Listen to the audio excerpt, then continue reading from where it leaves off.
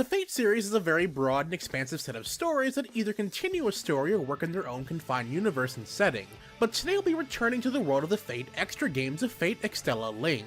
Taking place after our victory in Extella, we begin the game in a new peaceful setting of the Moon Cell with the same protagonist, Hakuno Kishinami, and a young girl by our side.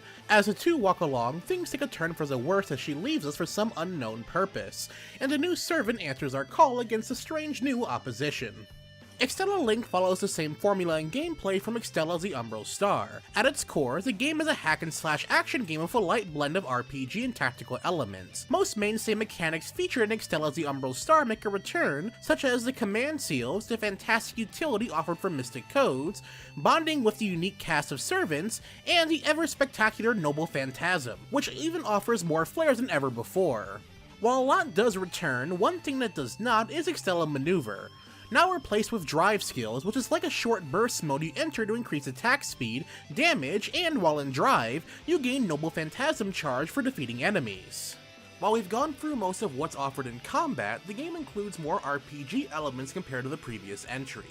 We now have a new hub area you can walk around in with the ability to start short conversations with any servants you see around, but not only that, but there are 3 different buildings with different things in it for you to do.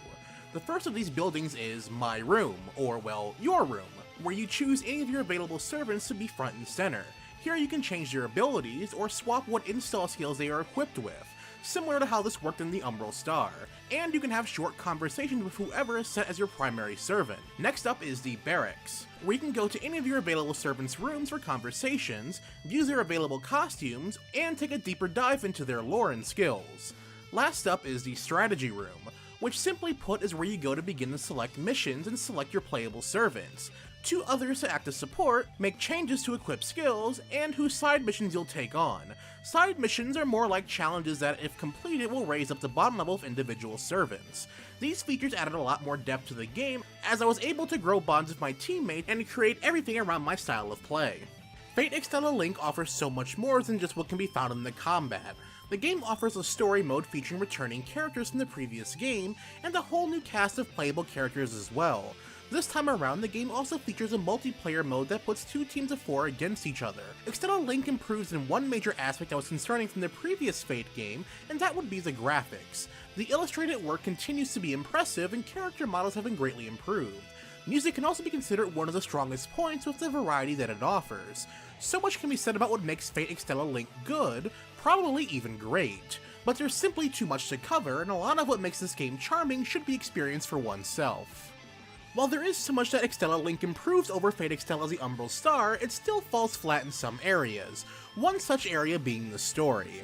Without going too in-depth as to avoid spoilers, the story feels kinda flat and generic. Each point in the story feels the same as you progress, with no shift in tone or mood, barring a moment or two. Another issue from the previous game and this one is the in-game character models. While it was said that these models have improved, they still don't hold up that well to today's graphical standards.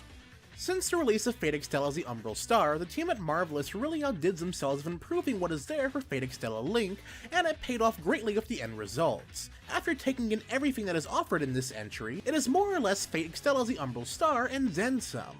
Simply put, the game is a great upgrade over the previous entry, but with this raises another concern.